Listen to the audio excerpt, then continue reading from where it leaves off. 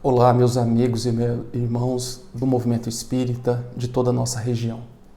É com grande satisfação que eu falo a vocês nesse instante, premido aí da missão de levar o estudo, a palavra do Evangelho aos nossos irmãos pelo canal digital dessa casa, que vai chegar com certeza aí a todos vocês. Eu, nesse dia em especial, tive a missão, a incumbência de tratar de um tema que se encontra numa obra de Álvaro Crispino.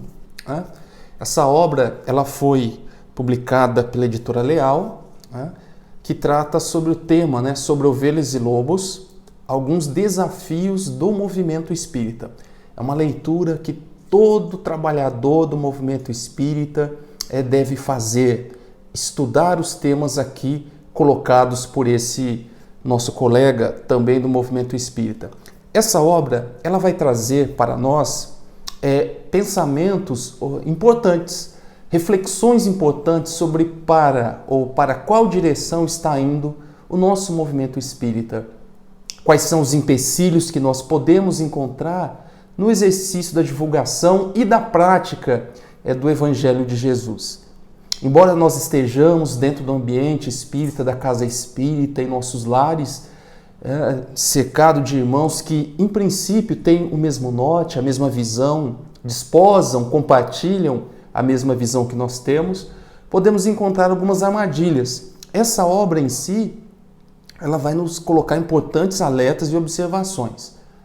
E para a conversa de hoje nós vamos ter uma conversa, um bate-papo, apesar de no sentido único, mas estou recebendo aqui também o pensamento de vocês nesse instante.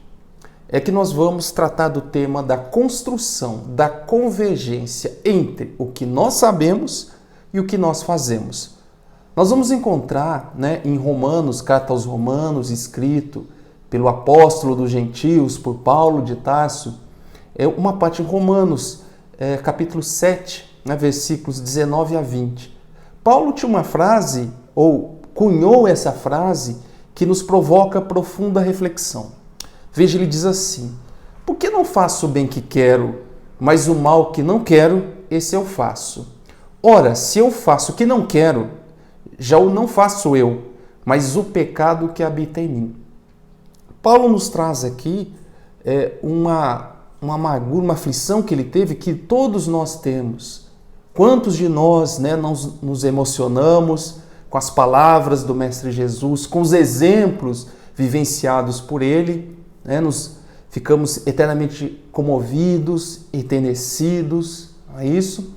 Mas nós sabemos de cor as lições trazidas no Evangelho, as leis mosaicas, aquelas com aspecto divino, onde nós estudamos a vida toda, o Evangelho segundo o Espiritismo, o livro dos Espíritos, a codificação espírita como um todo, o Espiritismo como nova missão, como o cristianismo redivivo, trazendo e explicando em detalhes para nós o que o Mestre Jesus quis nos expor. Pois bem, nós ainda tivemos vários profetas que reencarnaram ao longo da história, trazendo a iluminação para a humanidade. Nós tivemos ainda Allan Kardec, preparado por uma missão muito grave, que foi organizar a codificação espírita. E o mestre Lyonês, com toda a sua didática, com toda a sua perseverança, com toda a sua paciência, nos legou essa maravilha que é a codificação espírita, colocado com clareza, com racionalidade, com caráter científico, para que nós possamos entender um pouco mais o que o Mestre Jesus quis nos dizer. E mais, trouxe com uma linguagem muito acessível, com a linguagem com muita propriedade, os aspectos das leis divinas, de todos os mecanismos que regem a vida. A doutrina espírita se propõe a isso. E a todo instante nós somos, acolhidos por mensagens de espíritos que nos amam, os nossos irmãos e companheiros que estão no mundo espiritual. Mas nós do movimento espírita sabemos dessas lições todas, Mas aí vem o grande problema que Paulo colocou. Veja, Paulo, o espírito de Escol, lamenta em cartas aos Romanos que todo o mal que ele não quer fazer, ele faz. E o bem, algo dentro dele o impede de fazer. Mas Paulo já estava num despertar da sua consciência. Paulo agora via o que ele sabia, o que ele conhecia da palavra do Mestre Jesus, quando chamado no caminho da estrada de Damasco, para fazer a vontade do Mestre Jesus, já não se conformava mais em apenas ter a palavra nos lábios, mas estar débil em ação. Daí esse lamento do Mestre, do apóstolo dos gentios, Paulo. E Jesus, já sabendo da própria natureza humana, que Paulo sofreria mais adiante, o Mestre Jesus nos alertou. Lá em Mateus capítulo 10, versículo 16, o Mestre Jesus disse o seguinte: observai, eis que vos envio-os como ovelha entre lobos. Por isso sede prudentes como as serpentes e sem malícia como as pombas. Mas o que nós precisamos extrair dessa mensagem evangélica, dessa mensagem do Mestre Jesus, é que ele sabia que entre as ovelhas existiriam os lobos. Mas a pergunta é, onde é que estão os lobos? Os lobos são aqueles que nos rodeiam? O lobo é o próximo? É aquele patrão difícil? É aquele cônjuge que nos traz tanta angústia, que testa a nossa paciência?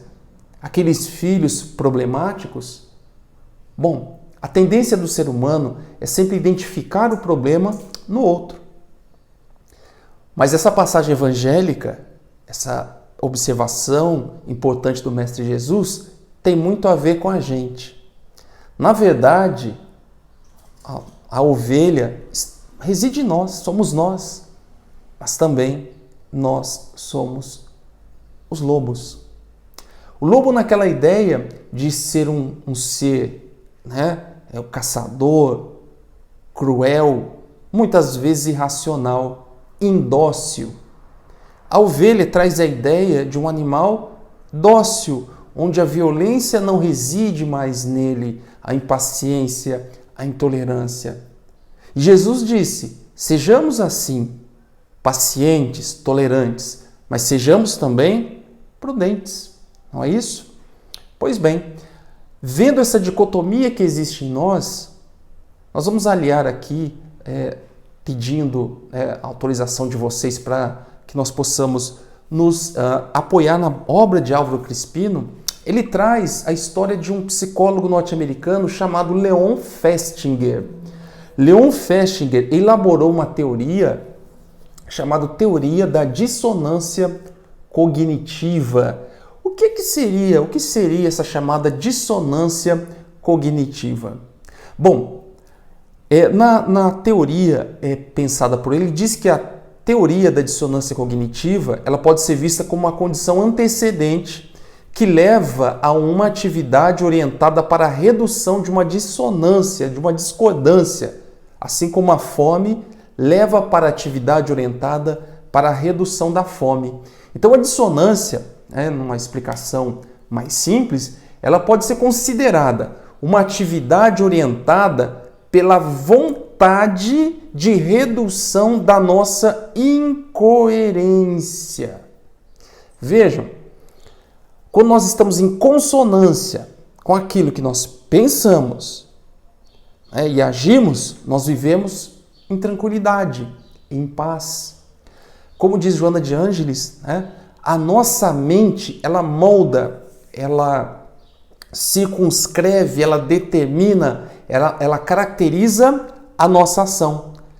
Muitas vezes de maneira inconsciente. E aí ela nos alerta. Bom, se agimos de maneira inconsciente, logo nós não temos consciência do que fazemos, pensamos de uma maneira e agimos de acordo com essa maneira, sempre. Bom, se eu capto a mensagem de Jesus, agora eu tenho conhecimento, mas deixo o meu inconsciente me levar, eu vou sofrer uma certa instabilidade das minhas emoções. Então a dissonância ela indica a distância entre o que nós sabemos e o que nós fazemos, entre o saber e o fazer. Vou dar um exemplo muito claro. Vamos lá. Se nós nos questionássemos aqui, fumar faz mal à saúde? Creio que a grande maioria diria que sim. Então nós teremos para um grupo de pessoas duas atitudes. Bom, se fumar faz mal, o que eu sei, e o que eu faço, deixo de fumar. Haverá uma consonância entre o que eu penso e o que eu faço. Agora, uma outra pessoa pode dizer o seguinte: bom, realmente fumar faz mal. Se ela continuar fumando, nela vai existir uma necessidade de conformar o conhecimento dela com a ação. Vejamos, algumas pessoas que sabem que o cigarro faz mal, ela diz o seguinte: o que ela faz? Ela não muda de atitude, ela muda de opinião. Como assim, Marcos? Veja, ela faria o seguinte: bom, eu vou continuar fumando, eu sei que fumar faz mal, mas eu fumo porque existem outras causas que matam mais pessoas, como acidente de trânsito, né? E se eu deixar de fumar, eu vou engordar, e a obesidade também mata. Então veja, ela tem um esforço para conformar a informação com a ação. Isso é inerente ao ser humano. Todos nós, né, temos essas nossas incoerências ao agir, essa dissonância cognitiva. Por isso o autor coloca no seu texto, nessa obra importante sobre ovelhas e lobos, os desafios do movimento espírita, construir a convergência entre o que nós sabemos e o que nós fazemos. Na casa espírita, nós temos e sabemos que a caridade é a nossa salvação, porque fora da caridade não há salvação. É a lei que poderia resumir todas as outras leis. A caridade é o grande lema do Espiritismo, o grande lema da doutrina espírita. Mas nós somos caridosos com os nossos irmãos dentro da casa espírita? Será que nós agimos com benevolência? Será que nós agimos com indulgência, ou seja, relevando as imperfeições do nosso companheiro do movimento espírita? Ele é um pouco atabalhoado, né? É muito severo. Será que nós temos essa convergência, essa consonância nas nossas ações? Porque nós sabemos disso. Será que nós somos capazes de perdoar todas as ofensas? Se você foi uma pessoa que respondeu sim os três aspectos da caridade, como entendia Jesus, você é uma pessoa que está, né, num passo muito grande, né, evolutivo espiritual muito grande. Mas se você respondeu não para alguma delas, há um caminho muito grande a percorrer. E se você não respondeu nenhuma, o que não é muito incomum, infelizmente, aí tem muita coisa ainda para ser trabalhada. Não é isso? Pois bem, então mesmo esse chamado que nós recebemos, a doutrina espírita também se preocupa com isso. Nós vamos ter em obras, né, relevantes, obras muito importantes na doutrina espírita, obras complementares, e uma que eu gostaria de destacar é a obra Os Mensageiros. Vejam, nós estamos reunidos, né, nas nossas instituições espíritas. Nós chegamos lá de alguma maneira, ouvindo transferido de uma cidade, ou um amigo lhe chamou para conhecer a instituição espírita e você vai até lá. Veja, essas situações não ocorrem ao acaso. O trabalho do Cristo não é feito de chofre, de improviso. Há toda uma programação para que isso ocorra. Quando você está trabalhador do movimento espírita no passe, quando você está no atendimento fraterno, quando você está diante de uma tribuna, no trabalho com evangelização, na promoção social, na entrega da sopa, na arrecadação de alimentos, você já foi há muito preparado. Ainda lá no plano espiritual. É o que nos revela a obra Os Mensageiros. Vejam, o instrutor na obra diz o seguinte, que são organizadas turmas compactas de aprendizes para a reencarnação em determinadas colônias, inclusive o nosso lar. Médios e doutrinadores saem a centenas anualmente. Então, todo ano há uma turma que se forma lá no mundo espiritual para o trabalho na seara do Mestre Jesus. Tarefeiros do conforto espiritual encaminham-se para os ciclos carnais em quantidade consideráveis e todos habilitados. Isso está na obra Os Mensageiros. Mas aí não é difícil nós ouvirmos o seguinte: quando convidamos um companheiro nosso para realizar uma tarefa na casa espírita, ele diz: não estou preparado. Meu amigo, você está preparado. Minha amiga, você está preparado. E a preparação foi longa no mundo espiritual. Foi trabalhosa. Então nós não chegamos ao trabalho despreparados. Nós chegamos, sim, chegamos aptos para o trabalho. Um momento em uma situação específica irá acontecer. E aí o instrutor Tobias prossegue na sua lição dizendo: saem milhares de mensageiros aptos para o serviço, mas não muitos raros, mas são muitos raros aqueles que triunfam. Alguns conseguem uma execução parcial da tarefa, mas muito, ele diz, outros muitos fracassam de todo, não fazem nada daquilo que estava programado. Veja a dissonância que nós trabalhamos aqui. Nessa teoria de Leon Festinger, que chega através da psicologia, trazido para o movimento espírita. Só que nós vamos dar um alcance maior. Vejam, nós somos trabalhados, nós somos amparados, nós somos instruídos no mundo espiritual. Sabemos da nossa missão e quando chegamos aqui, não a cumprimos. Ou cumprimos pela metade, ou como diz o instrutor Tobias, fracassamos de todo. Não cumprimos a missão a que nós nos propomos a realizar ainda lá no mundo espiritual, a despeito das informações que nós recebemos, a despeito dos amigos que nos cruzam o caminho nessa jornada evolutiva, dizendo: ei, meu amigo, você está se esquecendo da tarefa, e nós simplesmente viramos as costas. Muitas pessoas recebem o chamado e sabem disso. Um amigo, um colega de trabalho, ocasiões acidentais, você vem parar na casa espírita, porque os amigos e irmãos do mundo físico e do mundo espiritual estão a te esperar. Tobias ainda nos traz casos dramáticos e comoventes que estão na obra Os Mensageiros. Veja a queda de Otávio, né? Otávio foi preparado no mundo espiritual por 30 anos para realizar a tarefa mediúnica. E ele ainda firmou um compromisso de receber 6 irmãos do mundo espiritual, que reencarnariam aqui com ele para missões nobres. Mas vejam, Otávio, e o capítulo chama-se A Queda de Otávio, Otávio lamenta profundamente, porque vejam, apesar de toda a preparação que ele teve, ele se desviou do caminho. Os 6, as crianças que chegaram até ele, não chegaram pela via do casamento, mas chegaram por meio, como se fossem agregados. Mas ele, com seu coração endurecido, mandou as crianças embora, desamparadas. Vejam como a dureza dos nossos corações nos impedem de seguir adiante, de realizar as missões, o trabalho na seara do Mestre. Portanto, o Mestre nos alertou: vigilância e oração, vigilância para com os nossos pensamentos e atos.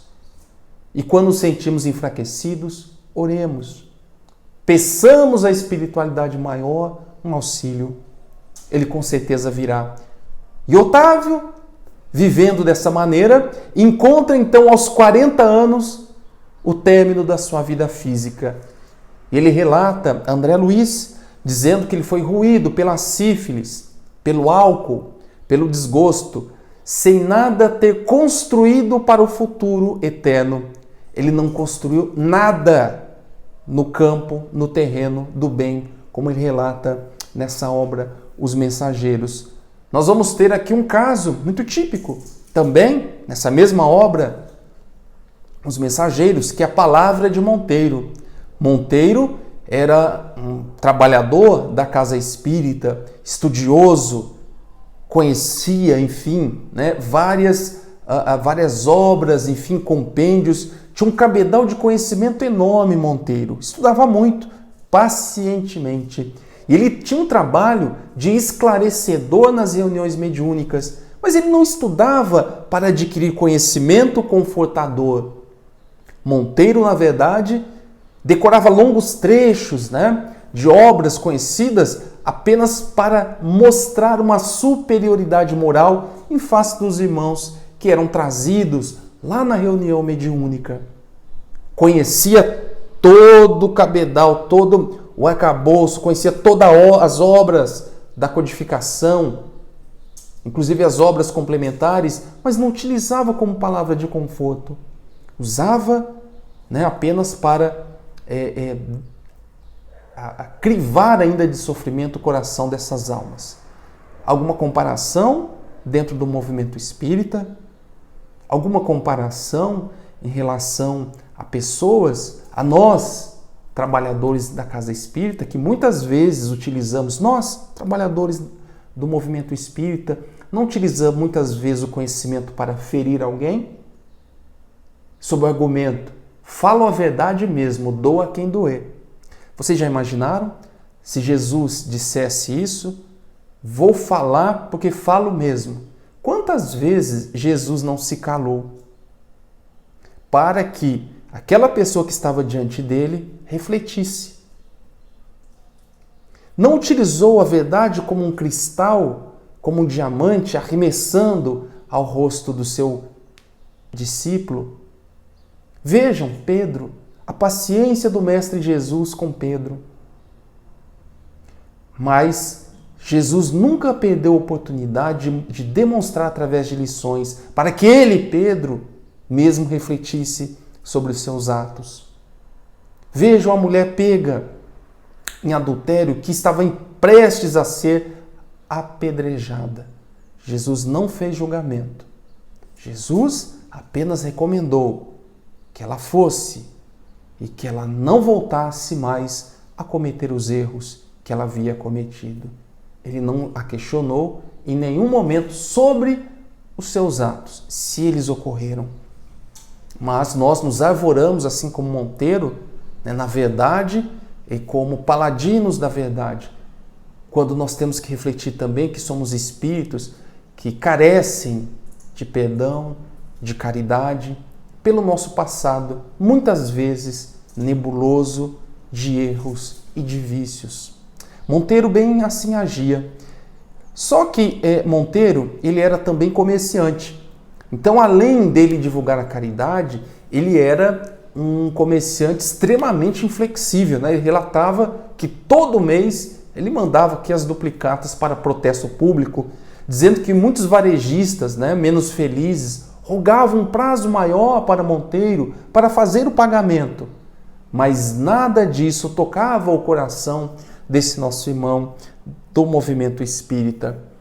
E aí ele dizia: à noite eu ia ensinar o amor aos semelhantes, a paciência e a doçura, exaltando o sofrimento e a luta como estradas benditas de preparação para Deus. Mas no seu dia a dia ele agia em total dissonância com o que havia aprendido ou aquilo com que ele trabalhava na casa espírita, na divulgação da Boa Nova.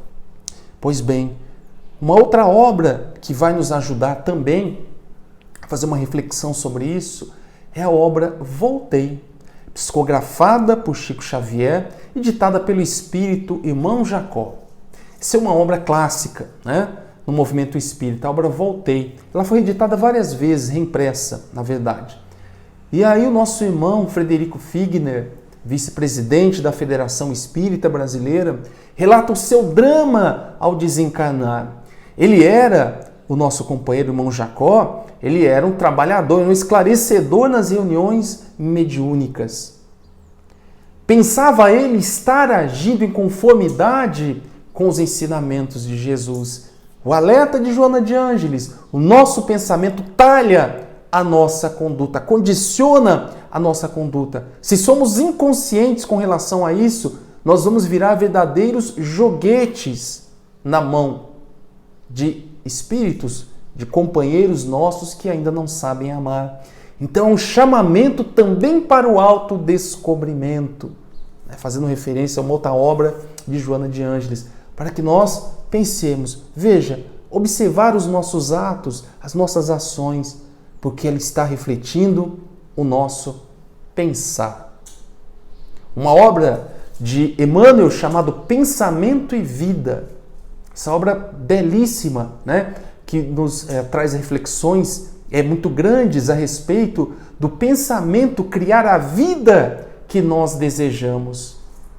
E o pior é quando nós não sabemos o que desejamos e vamos construindo a cada dia, todo dia, um mundo, uma vida de infelicidade, uma vida de frieza, de desprezo, uma vida muitas vezes sem sentido, porque o nosso pensamento não está sincronizado com o alto, não está sincronizado com as ideias do Mestre Jesus, com as leis de Deus, o nosso Pai Criador. Voltando para a obra, fazendo aqui, voltando para a obra, o irmão Jacó, ele relata então, apesar de ter trabalhado no movimento espírita por anos, anos e anos, ele vai encontrar uma dor muito grande ao desencarnar, porque achava o nosso irmão que estava já diante de um processo evolutivo importante, mas não estava. Ele vai ver mais adiante que ele vivia uma vida materialista. Ao momento em que ele relata em que quando estava desencarnando, ele se sentia preso aos móveis da sua casa, à poltrona, aos objetos, e isso lhe causou imensa dor. E nos faz um alerta. Ele diz, desfaça-se do máximo que você puder, viva com o necessário. E aí nós poderíamos usar essa mensagem do irmão Jacó nas nossas feiras, que nós realizamos na Casa Espírita, que depende de doação. Veja, se você não quiser sofrer no seu desencarne, vai se livrando daquilo que você não usa. Ter uma vida mais simples, mínima. Não é? Então esse alerta que é feito aí para nós espíritas, ele vai mais além. Relata o seu sofrimento quando ele encontra no mundo espiritual aqueles mesmos espíritos que ele doutrinava na reunião. E lá ele passa por uma situação muito constrangedora. Chega a entidade e diz assim, o senhor não é o irmão Jacó, lá da Casa Espírita que nos doutrinava? Onde é que está a sua luz? E o irmão Jacó, ao verificar que o seu corpo espiritual, seu perispírito, brilhava pouco, porque o perispírito revela aquilo que nós pensamos, aquilo que nós sentimos.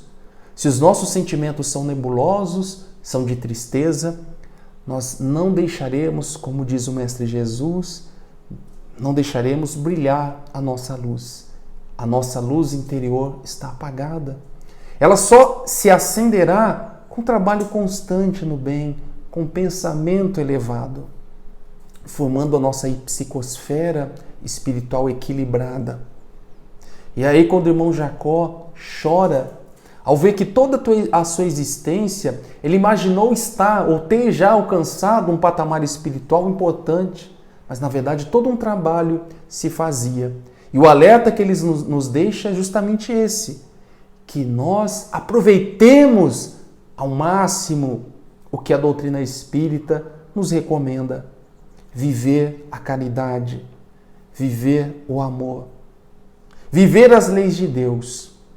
É isso que nos trará conforto, tranquilidade, mesmo diante dos momentos atuais que nós vivemos, de catástrofes, de pandemias. Façamos como o Mestre Jesus, na sua tranquilidade, ao atravessar um mar revolto, onde seus apóstolos diziam, Mestre, iremos morrer diante dessa situação. E o Mestre tranquilo, em paz, porque ele confiava, ele sabia dos desígnios de Deus. Numa obra chamada Transtornos Psiquiátricos e Obsessivos, nós temos um exemplo de cisões que podem ocorrer dentro do movimento espírita, onde Álvaro Crispino também nos alerta. A Kardec, ele primou muito pela unidade da doutrina espírita. Aliás, nos revelou a doutrina espírita que as leis divinas, elas são perfeitas. Que o ensinamento da doutrina espírita é o cristianismo redivivo na sua essência, na sua base. O próprio Mestre Jesus nos fez recomendações sobre isso. Pois bem, na Casa Espírita, citada nessa obra, Transtornos Obsessivos, Psiquiátricos e Obsessivos, psicografado por Divaldo Franco, pelo espírito Manuel Filomena de Miranda, nós vamos ver uma casa espírita que tinha 3 reuniões espíritas, concomitantes e com metodologias diferentes na casa espírita. Tá? E aí, veja, houve uma cisão na casa espírita, uma divisão, uma ruptura entre esses grupos. Grupos antagônicos dentro da mesma casa espírita. Grupos antagônicos sobre o pretexto de interpretar a mensagem do Mestre Jesus. Será que Jesus não foi tão claro? Será que o Mestre Lyonês não foi tão claro ao trazer as obras da codificação? Quais são as diretrizes do movimento espírita, as bases? E um grupo, relata aí Manuel Filomena de Miranda nessa obra, um grupo dizia estar atualizando a doutrina espírita. Nas casas espíritas, o que ocorre em algumas casas espíritas é de trazer novidades, terapias alternativas. Sim, nós não somos contra terapias alternativas, cromoterapia, enfim, reiki, nada disso. Mas essas não são práticas espíritas. Eu quero fazer cromoterapia. Muito bem, faça. Mas não na casa espírita, com terapeuta. Não há problema nenhum nisso. Essas atualizações, elas não podem vir para a casa espírita. Elas não têm fundamento na doutrina dos espíritos.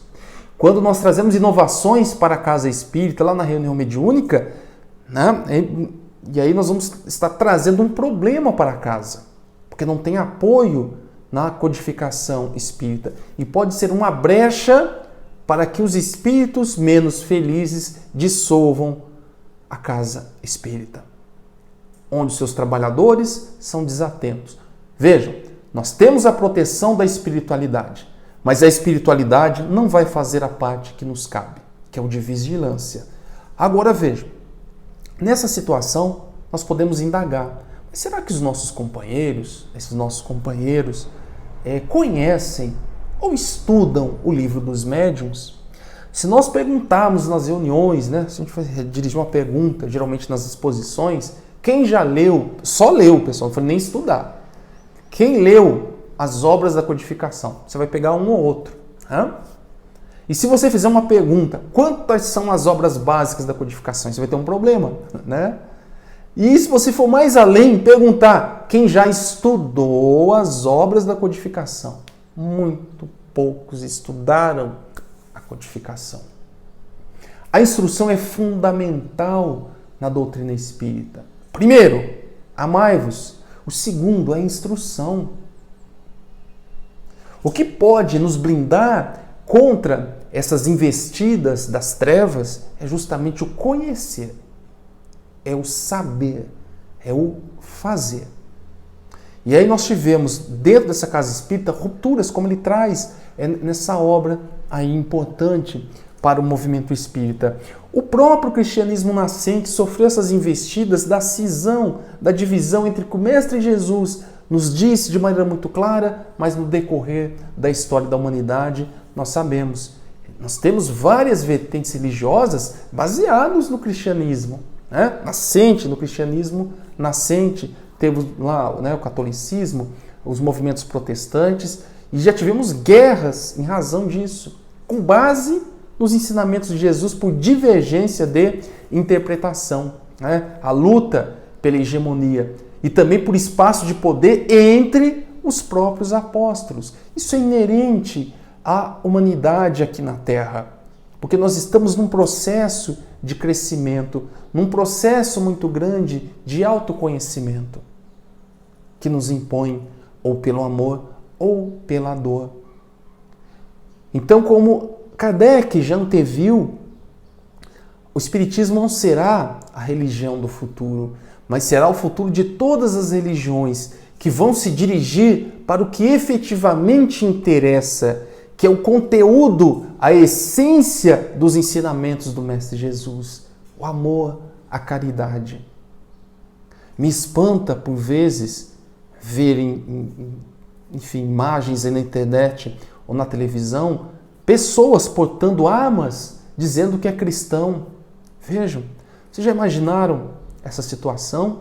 Se o Mestre Jesus viveria uma situação dessa, mesmo diante da cruz, do opróbrio, da violência que fizeram contra o Mestre Jesus, ele não saiu no pugilato com os que estavam ali lhe atacando pedra, enfim, investindo contra a sua integridade física. Jesus se manteve firme. Jesus se manteve prudente nos seus pensamentos e confiante em suas ações e em nosso Deus. Portanto, Jesus exemplificou tudo aquilo que ele dizia. Em Jesus não havia dissonância cognitiva entre o que ele pensava e recebia do alto e a sua maneira de agir. Por isso viveu tranquilo, por isso viveu em paz, viveu com segurança e deixou exteriorizar a sua luz de amor e a sua mensagem de paz. O Mestre Jesus é lembrado pelo amor, pela perseverança. O Mestre Jesus é lembrado por sempre se lembrar da terra. É o nosso governador espiritual. De tempos em tempos, né? Envia até nós espíritos bondosos, caridosos para nos esclarecer. Podemos citar no Brasil, a Irmã Dulce, Chico Xavier, Divaldo Franco, enfim, várias outras pessoas que no silêncio também divulgaram a Boa Nova através do trabalho em favor daqueles que precisam, os mendigos da alma, que somos todos nós. Não estou me referindo à questão material, mas à questão da necessidade que nós temos do pão e do alimento espiritual. Portanto, eu vou retornar e encerrar essa minha breve exposição com uma mensagem ainda de Paulo. Paulo nos recomendou que vivêssemos em paz. E no final da sua passagem aqui na Terra, Paulo viveu conforme a fé. Paulo enfrentou muitas batalhas. Paulo era um cidadão romano, respeitado entre os seus, muito respeitado no Sinédrio, conhecedor das leis mosaicas. Mas quando tocou no seu ímã, no seu interior, no seu ser, que a mensagem de Jesus era verdadeira, ele abandonou a divergência ou a dissonância em que aquele momento ele tinha como ser preparado para a missão, e não foi uma missão pequena de Paulo, foi simplesmente manter o cristianismo vivo através da divulgação. Paulo então foi conforme aquilo que ele pensava, e ele diz: já estou crucificado com Cristo e vivo, não mais eu, mas é o Cristo que vive em mim. E prossegue: e a vida que agora eu vivo na carne, vivo-a pela fé do Filho de Deus, o qual me amou e se entregou a si mesmo e por mim. E Paulo, ao deixar o plano físico, mostrou-se seguro e em paz. Meus caros irmãos, é essa paz que nós tanto desejamos na terra. É essa paz que nós desejamos em nossas vidas. A paz que pode ser conseguida com a prática do Evangelho. O Evangelho do Mestre Jesus, que o Espiritismo nos explica tão bondosamente, tão pacientemente. É isso que vai nos trazer a paz. É isso que vai fazer com que nós deixemos a angústia de lado, o medo, as incertezas do que pode acontecer no mundo. Que nós, cristãos, espíritas, tenhamos a plena consciência que o futuro é certo, o futuro não é incerto, que nós partiremos da terra, que nós retornaremos à pátria espiritual, que a nossa casa atual, a terra, passará por transformações através da construção, da desconstrução das instituições que nós conhecemos, para que o reino de Deus, para o que o reino de Cristo seja construído primeiramente em nossos corações e se projete para a nossa casa, para a terra, que avança e que progride para, nesse instante, ser já um processo que já se inicia há algum tempo, para a terra transformar-se num mundo agora de reparação, um mundo de regeneração das almas que aqui habitam. Nós provavelmente retornaremos a esse cenário para sermos coadjuvantes na transformação do nosso orbe, mas para que isso ocorra, se nós realmente desejamos ser co-criadores com Cristo nesse mundo, que nós abandonemos então essa diferença entre o que está no Evangelho, que nós espíritas, que nós cristãos, nós que acreditamos em Deus, no Mestre Jesus, façamos em nossas vidas. Deixemos que o Evangelho viva em nós e que nós, como Paulo, não vivamos mais, mas que deixemos o Mestre Jesus viver em todos nós. Eu agradeço a atenção de todos, votos de muita paz.